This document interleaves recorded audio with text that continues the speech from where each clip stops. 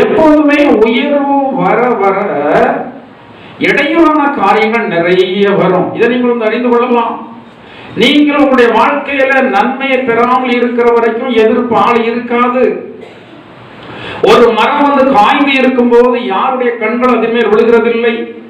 உங்களுடைய வாழ்க்கையில கொஞ்சம் பொருளாதாரம் உயர்கிறது, நீங்கள் கொஞ்சம் டெய்லி வேற வேற ட்ரெஸ்ஸா போடுறீங்க, உங்களுடைய கையில பார்த்தா வேற வேற வாட்சா இருக்கு, உங்களுடைய கழுத்துல பார்த்தா வேற வேற நகையா இருக்கு, பார்த்தா ரொம்ப செழிப்பா தெரியுதுன்னா எல்லாருடைய கண்கள் யார் மேலதான் விடும்? உங்கள் மேலதான் வந்து விடும். பொறாமை கண்கள். இந்த பொறாமை கண்களுக்கு சில வல்லமை உண்டு. பொறாமை கண்களுக்கு சில வல்லமை உண்டு. அதுதான் சில விவரமானவங்க சிலர் கண்ணில் விழக்கூடாதுன்னு சொல்லுவாங்க. ஆனா ஆண்டுடைய பிள்ளைகளாகிய நாமோ வேண்டும் என்று சொல்லி ஒரு நபருடைய கண்களில் விழுகிறது அல்ல.